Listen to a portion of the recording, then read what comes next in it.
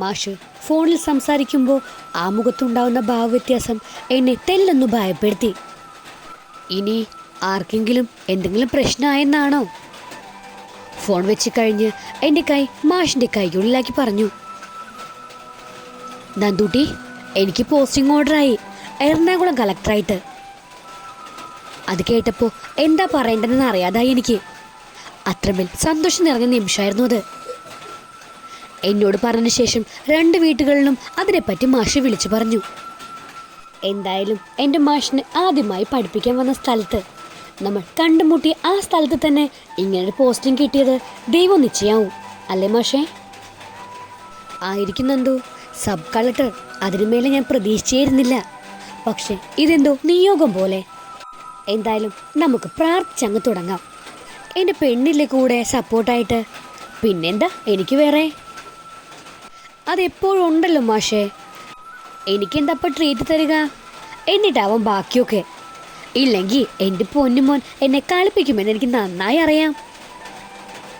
ട്രീറ്റൊക്കെ വീട്ടിൽ ചെന്നിട്ട് തന്നാൽ മതിയോ, അതോ ഇപ്പം തന്നെ വേണോ?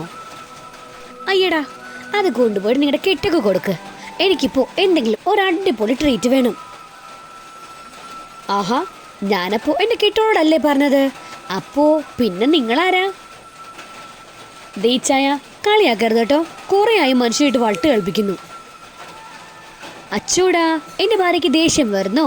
എങ്കിൽ വീട്ടിൽ ചെന്നിട്ട് വേറൊരു ട്രീറ്റ് തരാം. ഇപ്പം നന്ദൂട്ടി പറഞ്ഞതുപോലെ ട്രീറ്റ് തന്നേക്കാം. അതാണ് എൻ്റെ മാഷ്. അങ്ങനെ മാഷിനൊപ്പം പുറത്തുനിന്ന് ഫുഡ് കഴിച്ചു. ചെറിയൊരു ഷോപ്പിങ്ങും കഴിഞ്ഞ് ഞങ്ങൾ വീട്ടിലെത്തിയപ്പോൾ നേരം വൈകിയിരുന്നു. ഗേറ്റ് കയറിയ ഉടനെ തന്നെ കണ്ടു അപ്പയും അമ്മയും വെളിയിൽ നിൽക്കുന്നത്. ഇതെന്താ രണ്ടും കൂടി വെളിയിൽ നിൽക്കുന്നത്? ഞാൻ അമ്മയോട് ചോദിച്ചു. ഒന്നും പറയണ്ട മോളെ, ഇന്നിവൻ്റെ പോസ്റ്റിംഗ് വിവരം TV-യിലൊക്കെ വന്നില്ലേ? അപ്പോൾ മുതൽ ഓരോരുത്തർ വരുന്നതാണ്. പള്ളിയിൽ നിന്നും അച്ഛൻ വന്നായിരുന്നു. നിങ്ങളെ ഇതുവരെ കാണാതായപ്പോൾ ഇപ്പം ഇറങ്ങിയതേ ഉള്ളൂ. അച്ഛനെ വിട്ടിട്ടുള്ള നിപ്പാ ഇത്. അയ്യോ, പിന്നെന്താ അമ്മയപ്പയൊന്ന് വിളിക്കാഞ്ഞേ? ഞങ്ങൾ പെട്ടെന്ന് വരില്ലായിരുന്നോ എങ്കിൽ? അതൊന്നും വേണ്ട മോളെ, നിങ്ങൾ ആദ്യമായിട്ട് പുറത്തേക്ക് പോയതല്ലേ. പിന്നെ നിങ്ങൾക്ക് വേണമെങ്കിൽ കുറച്ച് കഴിഞ്ഞ് ഒരുമിച്ച് അങ്ങോട്ടേക്ക് പോവാലോ, അപ്പയാണ് പറഞ്ഞത്. അതൊക്കെ അവിടെ നിൽക്കട്ടെ, നിങ്ങൾ രണ്ടുപേരും വന്നേ. അമ്മേ, വാവ എന്തിയേ? അവൻ മുകളിലുണ്ട്, ഫോണിൽ കളിയാവും മിക്കവാറും. വാവേ, നീ ഒന്നിങ്ങി ഇറങ്ങി വന്നേ. ഞാൻ അവനെ വിളിച്ചു. ഡാ വാരോ ചേച്ചിയമ്മേ, ഒരു 5 മിനിറ്റ്, ഒരു കോളിലാണ്. ആ ശരി, പെട്ടെന്ന് വാ. അപ്പയ്ക്കും അമ്മയ്ക്കും ഞാൻ ഇഷ്ടപ്പെട്ട് മേടിച്ച തുണികൾ എടുത്തു കൊടുത്തു. പിന്നെ കുഞ്ഞു മരിച്ചു കഴിഞ്ഞപ്പോൾ അപ്പോൾ വാച്ച് കെട്ടിയിരുന്നില്ല. അന്ന് മാഷ് പറഞ്ഞത് എനിക്ക് ഓർമ്മയുണ്ടായിരുന്നു. അതുകൊണ്ട് തന്നെ പോകും മുമ്പേ അപ്പ സൂക്ഷിച്ചു വച്ചിരിക്കുന്ന ആക്സിഡന്റ് സമയത്ത് കുഞ്ഞു കെട്ടിയ വാച്ച് ഞാൻ എടുത്തിരുന്നു ശരിയാക്കാൻ. അത് ശരിയാക്കി അപ്പയ്ക്ക് വേണ്ടി മറ്റൊരു വാച്ച് ഞാൻ മേടിച്ചു. അപ്പാ, ഡാ, ഇത് കുഞ്ഞുവിൻ്റെ വാച്ച്. അതുപോലെ ഞാനിത് അപ്പന് മേടിച്ചതാ. ഇനി എൻ്റെ അപ്പൻ ഇത് കെട്ടണം. ആ നിമിഷം അപ്പയുടെ കണ്ണുകൾ നിറയുന്നത് ഞാൻ കണ്ടു. അപ്പ അരികിലേക്ക് വന്നെന്നെ ചേർത്ത് പിടിച്ച് നെറുകയിൽ തലോടി. അപ്പൻ്റെ പൊന്നുമോള് ജീവിതം കൊണ്ട് അപ്പൻ്റെ കുഞ്ഞുവായി മാറുക ഓരോ നിമിഷവും. ഇപ്പോൾ കണ്ണും പറഞ്ഞതുപോലെ എനിക്ക് ഉറപ്പുണ്ട്, എൻ്റെ കുഞ്ഞു എൻ്റെ പൊന്നുമോളെ കൂടെ അപ്പനിലേക്ക് തിരികെ വന്നു എന്ന്. അപ്പോഴാണ് വാവയുടെ വരവ്. ചേച്ചിക്കുട്ടി ആൾ കൊള്ളാലോ, എല്ലാവർക്കും ഗിഫ്റ്റ് മേടിച്ചു കൊടുത്തു. പക്ഷെ പാവം അനിയൻകുട്ടനെ മാത്രം മറന്നല്ലേ? ആര് പറഞ്ഞു എൻ്റെ അനിയനെ ഞാൻ മേടിച്ചില്ലെന്ന്? അത് തരാൻ വിളിച്ചപ്പോൾ വലിയ ജാടയിട്ട് ഏതോ പെണ്ണോട് കത്തി വയ്ക്കുമല്ലായിരുന്നോ? എൻ്റെ നന്ദു, നിനക്ക് ഇവനെ അറിയാൻ വയ്യ. ഈ കള്ളക്കാമുകന് എത്ര കാമുകിമാരുണ്ടെന്ന് ഞാനൊരു ദിവസം സെൻസസ് എടുക്കും, എന്നിട്ട് പറയാം. അതിടയിൽ മാഷ് പറഞ്ഞു. ചുമ്മാത ചേച്ചിയമ്മേ, എനിക്ക് കാമുകിമാരൊന്നുമില്ല. പിന്നെ അങ്ങനെ ആരെങ്കിലും ഞാൻ കണ്ടു കഴിഞ്ഞാൽ കുഞ്ഞു പറഞ്ഞിരുന്നത് പോലെ ഞാനും എൻ്റെ ചേച്ചിയോട് പറഞ്ഞിട്ട് മാത്രമേ അവളോട് പോലും പറയൂ. ഇപ്പോൾ എൻ്റെ സ്വന്തം ചേച്ചിയമ്മയല്ലേ? അതെ, എൻ്റെ അനിയൻകുട്ടന് ചേച്ചിയമ്മ തന്നെയാണ്. മാഷ് അങ്ങനെയൊക്കെ പറയും. അതാൾ ഭയങ്കര പഠിപ്പിസ്റ്റ് ആയതുകൊണ്ടാണ് നമ്മളെയൊക്കെ കളിയാക്കി നിർവൃതി അടയുന്നതാ. അത്രയേ ഉള്ളൂ. എൻ്റെ അനിയനെ ഞാൻ ഫുൾ സപ്പോർട്ട്. ഇനിയിപ്പോൾ നല്ല ചേലായി, നിങ്ങൾ ഒറ്റക്കെട്ടായി. ഈ പാവം ഞാൻ പുറത്തും, മാഷ് പറഞ്ഞു. എൻ്റെ കണ്ണ, അസൂയപ്പെട്ടിട്ട് ഒരു കാര്യമില്ല. ഞങ്ങളുടെ പൊന്നു മോളിങ് വന്നു, ഇനി ഞങ്ങൾ അവളെ ഒന്ന് സ്നേഹിക്കട്ടെ, അപ്പയാ പറഞ്ഞത്. ഓഹോ, അങ്ങനെ ആയിക്കോട്ടെ. അപ്പയും അമ്മയും അനിയനും ചേച്ചിക്കുട്ടിയും കൂടി അടിച്ചു പൊളിക്ക്, ഞാൻ ഒറ്റയ്ക്ക് മതി. അയ്യോ, അപ്പ ഇത് കണ്ടോ, കളക്ടർ സാറിന് സെന്റി അടിക്കുന്നേ? ഞാൻ മാഷിനെ കളിയാക്കി കൊണ്ട് പറഞ്ഞു. ഡി പെണ്ണെ, നീ മേടിക്കും കേട്ടോ. പിന്നെ മാഷ് അപ്പയോടായി പറഞ്ഞു, അപ്പേ എനിക്ക് മറ്റന്നാൾ ജോയിൻ ചെയ്യണം. അത് കഴിഞ്ഞ് 2 ദിവസത്തിനുള്ളിൽ ഞാൻ നിങ്ങളെയൊക്കെ അങ്ങ് കൊണ്ടുപോവാം. അവിടുത്തെ ക്വാർട്ടേഴ്സ് എല്ലാം ഒന്ന് റെഡിയാക്കി കഴിഞ്ഞ്. ശരി കണ്ണ, എല്ലാം നന്നായി നടക്കട്ടെ. ഞങ്ങൾ പ്രാർത്ഥിക്കുന്നുണ്ട്. നിന്റെ ദേഷ്യം അല്പം ഒന്ന് കുറയ്ക്കണം. പിന്നെ അനീതിയോ അന്യായമോ ആരോടും പ്രവർത്തിക്കരുത്. ദൈവം നൽകിയതാണ് ഇതെല്ലാം നിനക്ക്. അതുകൊണ്ട് തന്നെ ആ ഓർമ്മ എപ്പോഴും വേണം, അപ്പ പറഞ്ഞു. കേട്ടപ്പേ, ഞാൻ അങ്ങനെ ചെയ്യാം. ഒരിക്കലും തെറ്റായുള്ള ഒന്നിനും ഞാൻ കൂട്ടു നിൽക്കില്ല. അത്താഴം കഴിഞ്ഞാണ് ഞങ്ങൾ കിടന്നത്. പിന്നീടുള്ള ദിവസങ്ങൾ വളരെ സന്തോഷം നിറഞ്ഞതായിരുന്നു.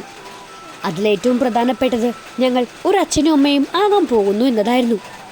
അതും ഞങ്ങളുടെ സന്തോഷം ഇരട്ടിയാവാൻ മറ്റൊരു കാരണം കൂടിയുണ്ട്.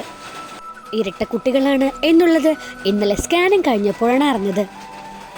അതറിഞ്ഞതിന് ശേഷം അപ്പയും അമ്മയും എന്നെ ഒന്നും ചെയ്യാൻ സമ്മതിക്കാതെ ഓരോന്ന് കഴിപ്പിച്ചുകൊണ്ട് പിന്നാലെ തന്നെയായിരുന്നു. അതിനിടയ്ക്ക് അപ്പ പച്ചക്കറി കൃഷി വീട്ടിൽ നല്ല രീതിയിൽ ആരംഭിച്ചു. കടയിൽ നിന്നും മേടിക്കുന്നത് അത്ര നല്ലതല്ലെന്നും പറഞ്ഞ്.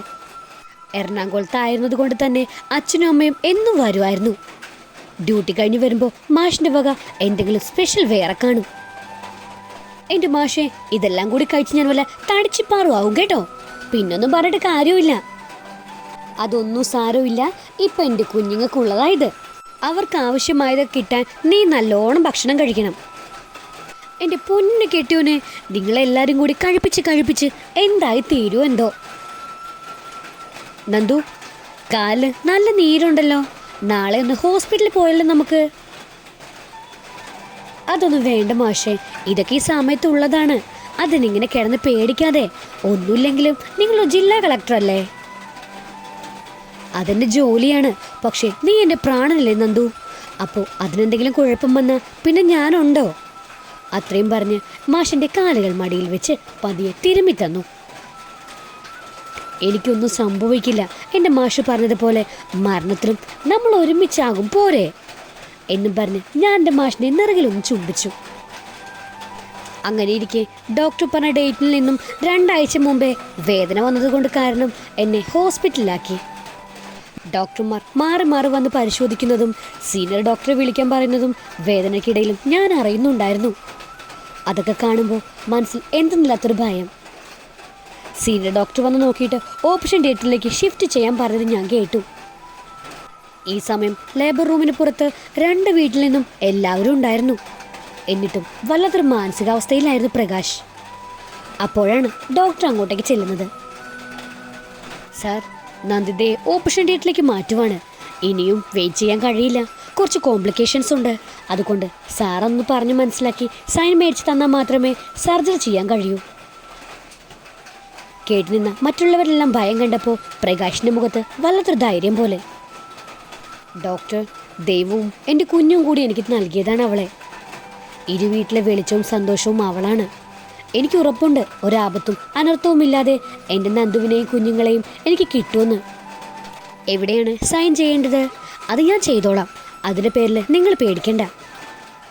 അങ്ങനെ ഓപ്പറേഷൻ തിയേറ്ററിലേക്ക് മാറ്റുന്നതിന് മുമ്പേ മാഷിൻ്റെ അരികിൽ വന്ന് നെറുകയിൽ ഉമ്മ വെച്ച് പറഞ്ഞു, ഡി പെണ്ണെ, ഒന്നോർത്ത് സങ്കടപ്പെടണ്ട, ഞാനിവിടെ കാണും.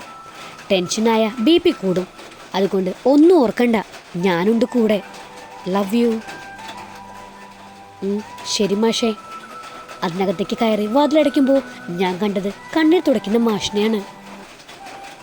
മാഷ് പറഞ്ഞതുപോലെ തന്നെ ഒരു പ്രശ്നങ്ങളും ഉണ്ടാവാതെ ദൈവം ഞങ്ങൾക്ക് ഒരു ആൺകുഞ്ഞിനെയും ഒരു പെൺകുഞ്ഞിനെയും നൽകി. എല്ലാവരും കുഞ്ഞുങ്ങളെ നോക്കുന്ന ധൃതിയിലാണ്. അപ്പോൾ മാഷിൻ്റെ ചെവിയോരം വന്ന് പറഞ്ഞു, എന്നിലെ നിനക്കായുള്ള പ്രണയം നിലയ്ക്കാത്ത നീരുറവ് പോൽ എന്നെന്നും ഒഴുകിയിടും. ഐ ലവ് യു ഡി കാന്താരി. ലവ് യു ടു മാഷേ.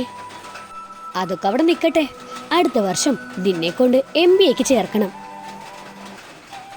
കൊള്ളാലോ മാഷ് നിങ്ങൾ, അപ്പോൾ ഇതുവരെ ഇതൊന്നും മറന്നില്ലേ? അങ്ങനെ മറക്കില്ലല്ലോ. അതും എൻ്റെ ആഗ്രഹം തന്നെയാ കാന്താരി. ആ നിമിഷം മാഷിന്റെ കണ്ണുകളിൽ ഞാൻ കണ്ടത് ഇനിയുള്ള ജീവിതത്തെ പറ്റിയുള്ള സ്വപ്നങ്ങളുടെ തിളക്കവും പ്രതീക്ഷയുമായിരുന്നു. ഈ സ്റ്റോറിക്ക് ഇനിയൊരു തുടർച്ചയില്ല. ഈ സ്റ്റോറി ഇഷ്ടപ്പെട്ടിട്ടുണ്ടെങ്കിൽ നിങ്ങൾ അഭിപ്രായം തീർച്ചയായും കമൻറ്റ് ചെയ്യുക. Thank you.